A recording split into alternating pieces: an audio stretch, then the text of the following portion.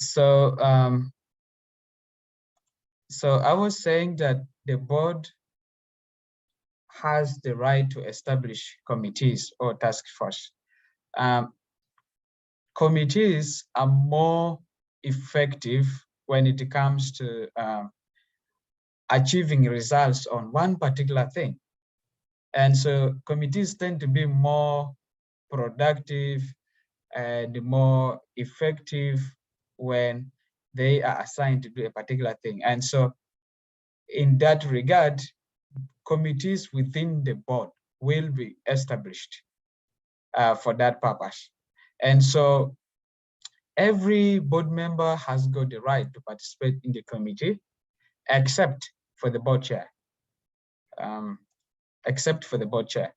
So the board chair does not participate in any committee as per the policy, but any board member can participate in the board committees.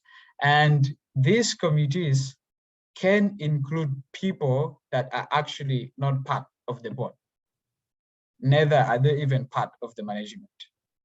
So depending on the need at hand, the persons leading the committee are have the responsibility and the freedom to adopt or seek other skills that are outside of the board or outside of the management. Maybe a particular skill is required, but a board member does not have it, neither does a person from the management have it. And so in that regard, the board committee is allowed and has the total freedom to incorporate whomsoever they think can provide a skill that they need to achieve the results they want. And when board committees are being established, terms of reference needs to be clearly established as well. That means what is this committee? What is the purpose of the committee? And what's the scope of the committee, including its authority, and what's the membership structure, say, of the committee, and how is the reporting going to be like of the committee, and so much more. The reason why this needs to be very clear is to avoid a situation where the committee's roles or purpose for which it is established is overlapping with the roles and responsibilities of the executive director. And we do not want that conflict of roles. And so that's why when a committee is being established, we'll need to clearly define this. And then the last one is that these board committees, when established, they make recommendations to the board. While they cannot totally independently act on behalf of the board, let's say the committees, they also have the right to make decisions to the management that are held as viable as made by the full board itself. So these are other things that we need to take note of. Okay. Yep. I think for this presentation, this is where we end, and allow me to share, just jump on to the next presentation, which is on strategic planning. Right.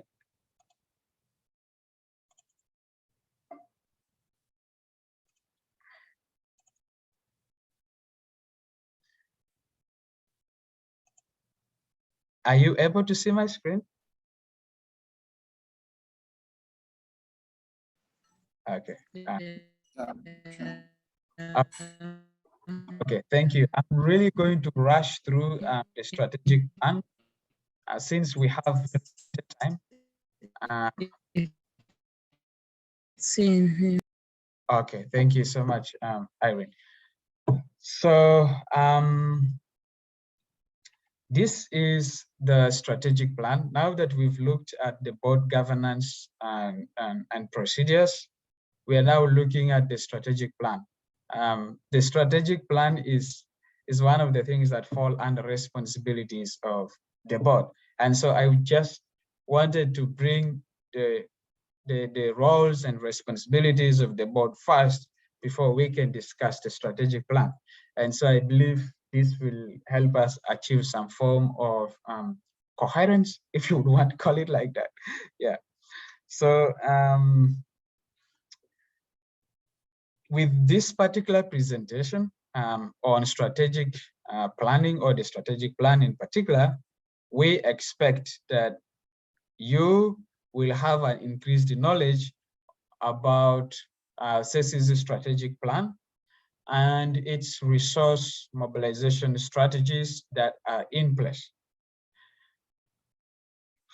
So the strategic plan, we have a strategic plan that was developed in 2020, and this was developed by the executive team.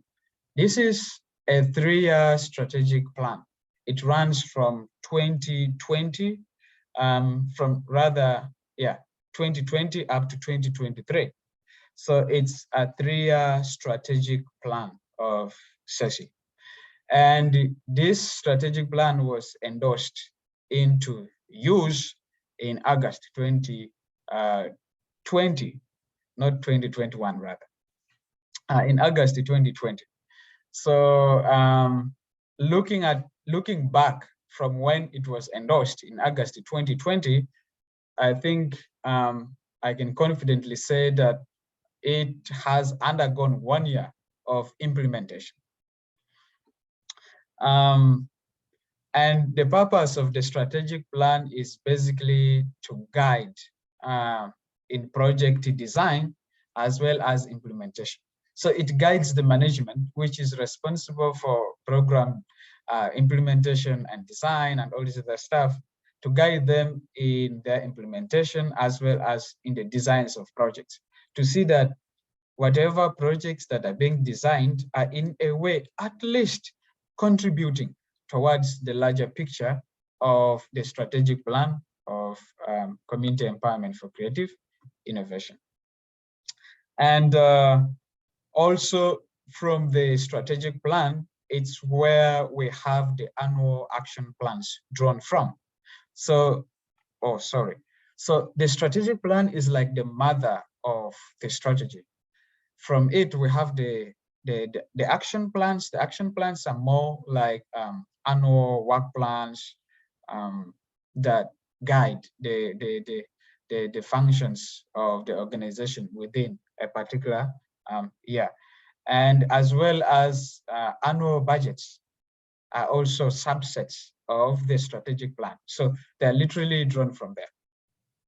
And one key thing that we need to know, be it a board member or a senior management staff, is that the strategic plan is subject to revisions. That means it's a living document.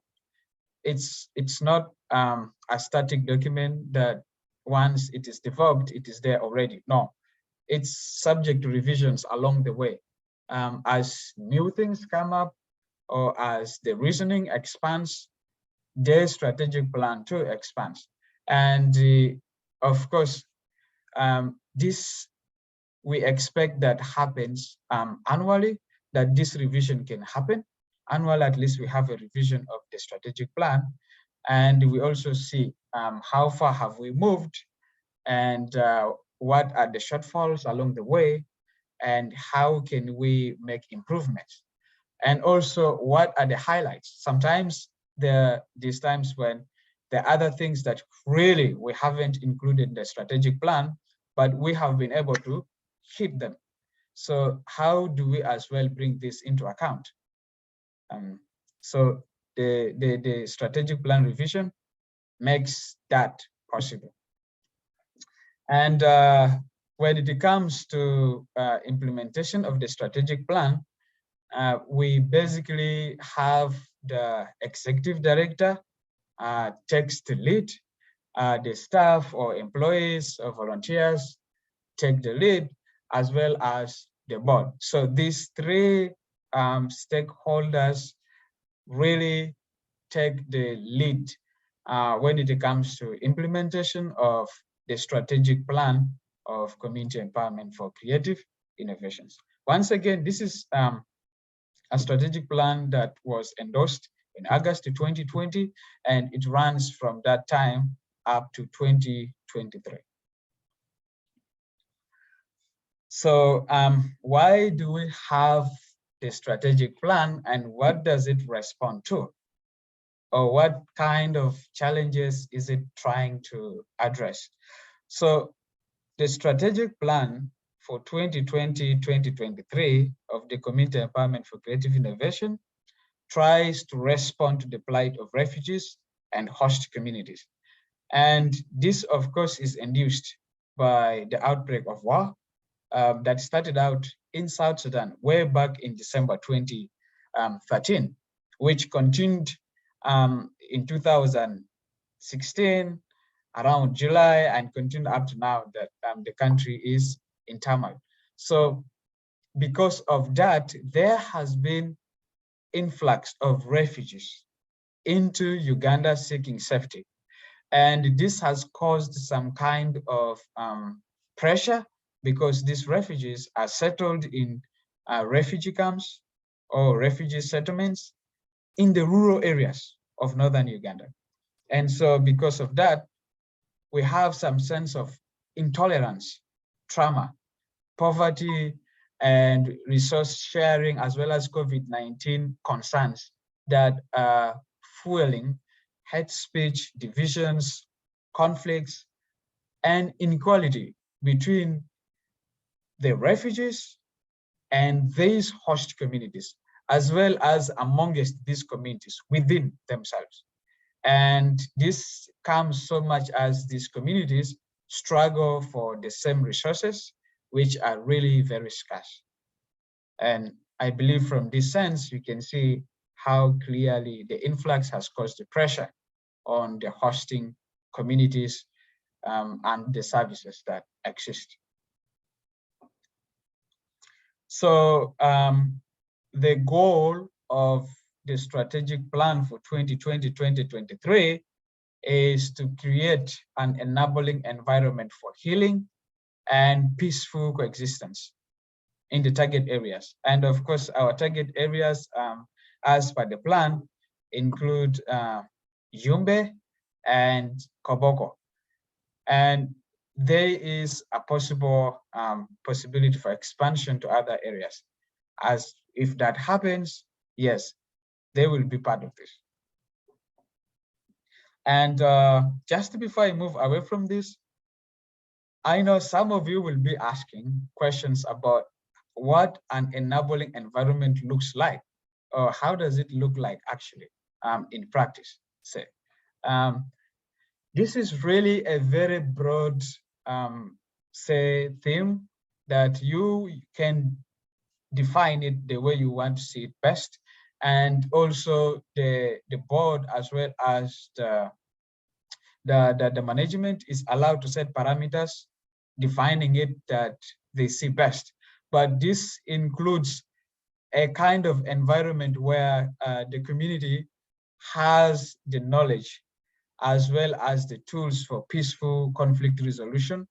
Let's say they are aware of the mechanisms, they are adopting mechanisms for conflict resolution within the households, for resolving disputes in their communities and neighborhood, but also they have the tools to manage trauma in a very constructive manner, and they have the means to earn a living, to provide food for their children, and so much more. So really, this is like a broad term that can be defined in a way that you see it best. So how do we intend to achieve that goal? We have a number of interventions that we think can help us in creating an enabling environment for healing and peaceful coexistence. And one of it will be to promote peaceful coexistence and reconciliation among refugees and also with their hosting communities, who are our primary targets.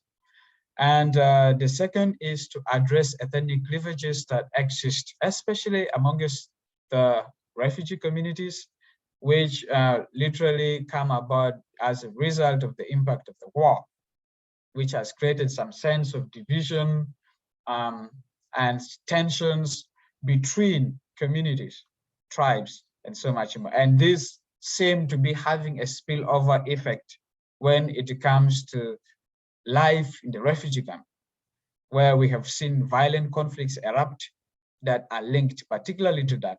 And so we would want to contribute to addressing these ethnic cleavages through this strategic plan.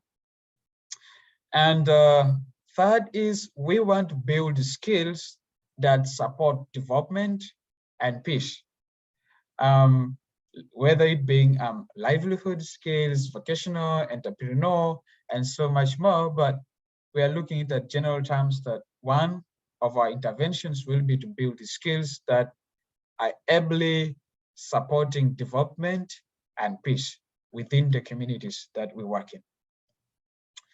Second last is to promote girl child education and menstrual hygiene management. And lastly is to foster environmental conservation and public health. So we have 4 areas of strategic focus for 2020-2021. The first one is advocacy and lobbying. So much of our initiatives will be around advocacy and lobbying. Particularly here, we're looking at being able to lobby for resources, being able to lobby for support in any way that is legally responsible. And also, one focus will be so much on skills trainings, especially for young people. The third one will be so much on livelihood and peace building, while the last one will be so much on education and environment. So our theory of change is that we need to start by creating trust. We need to start by creating trust between the organization and the communities which we serve. And if we are able to create some sense of trust, and if we are able to strengthen that further, this can help us in risk reduction. And when risk is reduced, say the risk of communities not participating in the program, the risk of communities boycotting the program, or the risk of programs failing, the risk of programs not meeting their intended outcomes, and so much more. When this kind of trust is created, it minimizes this kind of risks. And when these risks are reduced, then there is also reduced protection risks. Say now, these protection risks we are talking about, the risk of violence because community A and community B do not want to mingle together because of, say, the ethnic cleavages or tensions that exist between them. Let's say persons in group A and persons in group B do not want to engage together because they are discriminating against the other, and so much more, including GBV, harassment, and so much more. So if we have a trust created, this trust helps us reduce risks, and these risks can in fact reduce protection risks. And by so doing, it can help us create an enabling environment for healing and peaceful coexistence, where our programs can succeed and where communities actively engage in the programs, and where the programs is able to have the impact that it's intended to create within its participants. Oh, my time is running out. Okay. So the strategic plan has it divided into major programs as well as objectives. And this, of course, is for the different strategic focus areas. I mean, there's different programmatic areas of community empowerment for creative innovations. Say peace building, education, livelihood, and environmental conservation. So I have made this extract here, just extracted a little from the peace building programmatic focus. And for 2020, 2021, the focus is so much on increasing efforts that prevent violent conflicts. And it is through design programs, trauma healing, hate speech mitigation, conflict management and resolution, peace education, and so much more. And in 2021, 2022, the focus is so much on facilitating community interdependency, dialogues, mediation as a means to enhance cohesion and improve women participation in peace building, and so much more. And then 2022, 2023, the focus then shifts more into developing capacities of the local structures, be it the leaders, peace committees, and so much more, to be in position to address conflicts as they arise within the community. So I've just made this extract to help you understand how these things are structured within the strategic plan, which soon after you're going to be receiving it, and you have more information on each of the 4 programmatic areas. This is the financial forecast for the strategic plan, and this hasn't been revised since the time it was developed, and a lot has happened in between that this needs serious revisions, as a report regarding this from the management. Resource mobilization strategies. So for us to realize the goal as well as the proposed interventions of the strategic plan, we need resources. And these resources include money, include non-financial resources.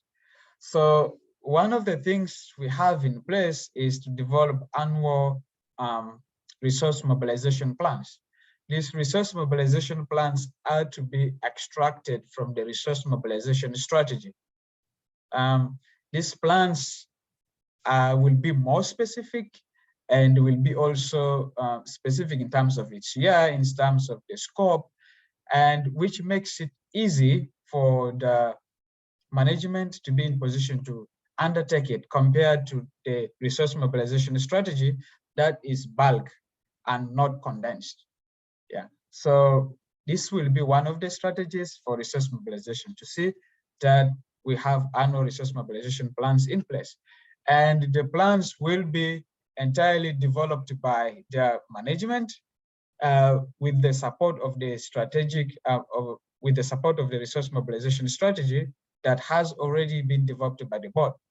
And so once this is developed, we expect that the annual plans are shared with the board for effective monitoring.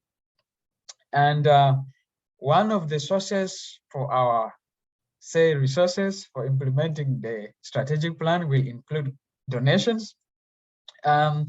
These donations, whether being from individuals, foundations, well-wishers, or even any kind of institution that is willing to donate. And also one source of funding will include grants, whether it being from NGOs, non-governmental organizations, or from foundations, or from agencies, and so much more. And of course, when it comes to the grants, we expect that a lot is done around proposal writing and development. And that also, when these grants come in, they are managed in a very professional manner with accountability and transparency to be in position to build a kind of sense of trust with the persons that give this money. Also, fundraising events will form one of the strategies that can be used for garnering resources. Social enterprises or income generating activities that can be undertaken by the organization, membership fees. This membership fees is, CECI started out as a membership-based kind of organization where members have to pay a subscription and so much more like that. But really that hasn't been that very active during the years. So our sources of funding we will look to NGOs, foundations, corporations. These corporations, we are looking at companies. Say, we have big name MTN in Uganda. We have Airtel. Unfortunately, Africell exited. These corporations have what we call as corporate responsibility. And so if we approach them with a very creative idea on how they can contribute to society while promoting their brand, we could stand a chance actually to get resources from them. So our sources of funding also include governments, UN agencies, government agencies, philanthropists, and companies. And our target group largely can be defined as refugees and host communities. And in particular, the target populations will include youth or young people, children, women, men, and persons with special needs. So our methodology for implementation of the strategic plan as well as programming when it comes to undertaking projects or programs that fall within the strategic plan, this will definitely be undertaken by both employees or volunteers that work for CECI, and also it will be community-centered. The strategy for implementing our programming will be community-centered, which is something that yesterday I discussed about. It has to be putting the community at the forefront. The community will be the one driving the program or the project, and also to be participatory. That means the community gets to shape how the program looks like, right from the design up to the end of the project. And this should be characterized with feedback and so much more in between. And also one of the methodology is to see that whatever programs that we are undertaking, methodologies have to be context specific. We can't just assume that because this project methodology that we used in, say, point A, because it has worked there, we can just move it and push it or impose it on a point B. It might not work like that. And so we need to study the environment in which we are going to work in and see what kind of strategies that really function within that environment. And another is inclusion and diversity. We expect that when it comes to our programming, we can be as inclusive and diverse as possible in terms of the beneficiaries or participants. Feedback and learning should be the foundation upon which our programming is based. This helps us to better position ourselves as an organization, but also to position projects in a way that they are able to succeed and achieve the intended outcomes and results. So we have here the SWOT analysis. SWOT is the strengths. We have weaknesses, opportunities, and threats. More information on particular, say, information about what the strengths of the organization are, what the weaknesses of the organization are, what the opportunities of the organization are, as well as what could be the threats of the organization. This can be found in the strategic plan, which I said will be shared with you shortly after the training or the induction is done. But key things to note is that the SWOT analysis needs to be updated regularly by both the board and the management, because the board is not so much into the day-to-day running of the organization. Unlike the management, which is, we expect that the management can feed the board with more information about what has changed or what is changing, which can be used to feed into our SWOT analysis, whether it being the strengths, the weaknesses, the opportunities, and the threats. And also, we expect that a context analysis is done when we are undertaking programs or projects and so much more. This context analysis is just very important because it helps us to understand how easily or how our program is likely to perform.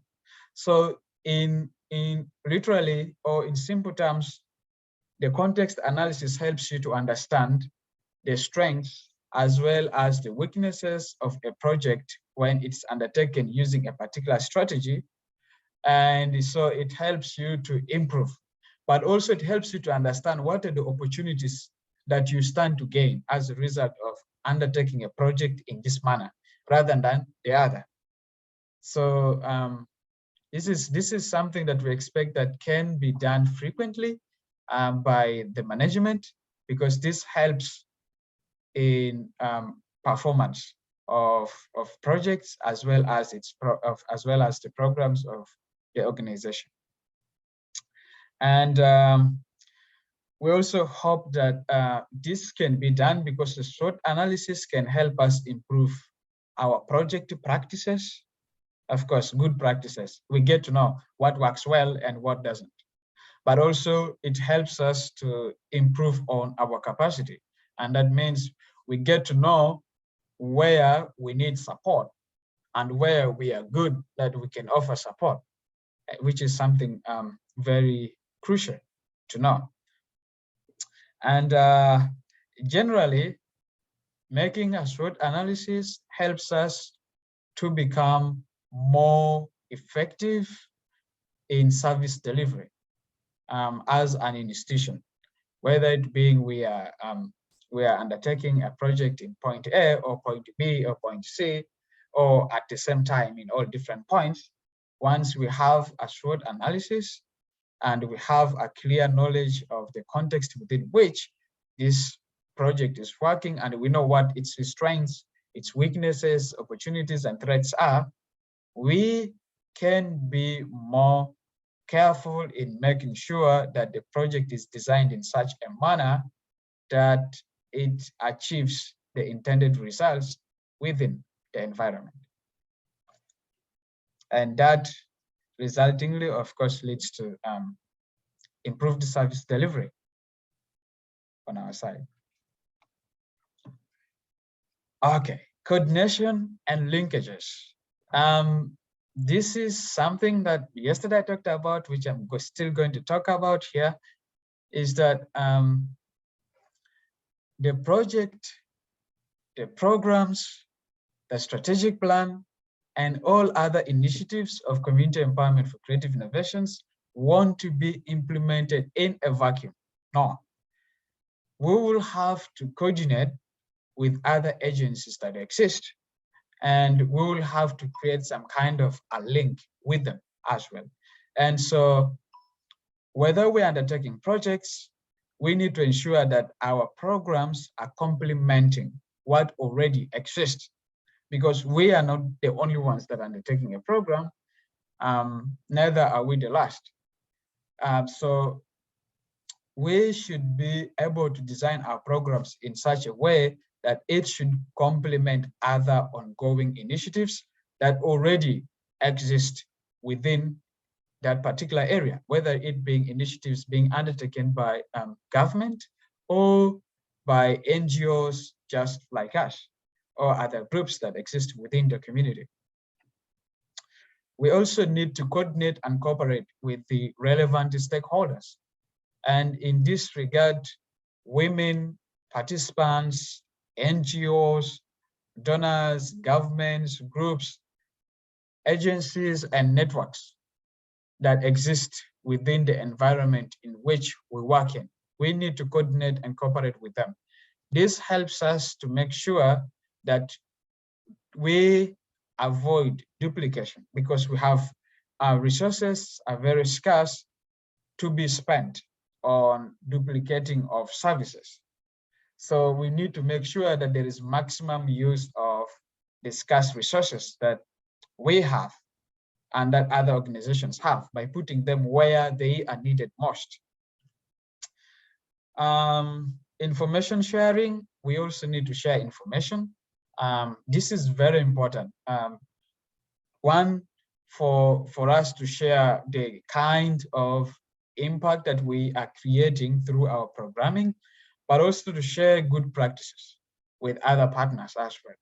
And so whether it being project activities, results, achievements, reports, learnings, or opportunities that we could have seen as a result of our programming, we need to share this information with other stakeholders. And that is something very good. As part of quality assurance in our programming, one of the important elements is monitoring, evaluation, accountability, and learning, abbreviated as MAIL. We expect that this is paid attention to in every program of community empowerment for creative innovation. And so when the board is sitting, this is one component that the board has to clearly see how it's being undertaken in different initiatives or programs of the organization by the management. And the board has the responsibility of ensuring that there are MAIL mechanisms in place at the management level, whether it being at organization or project level. Documentation and learning is a very important thing that has to happen continuously in every project, and we expect that the board can ensure that this happens and that it continuously does so in every initiative of the organization. Feedback, all right, so just to inform you, we have like less than a minute, and then this might go off. Just in case it does, please join it. All right. So feedback is very, very important. And so as part of our quality assurance mechanism, we want to make sure that those communities that we work with are able to provide feedback to our programming. Whether this feedback is negative or positive, it's very important for us because it helps us to improve on our programs as an organization. And also we expect that we have staff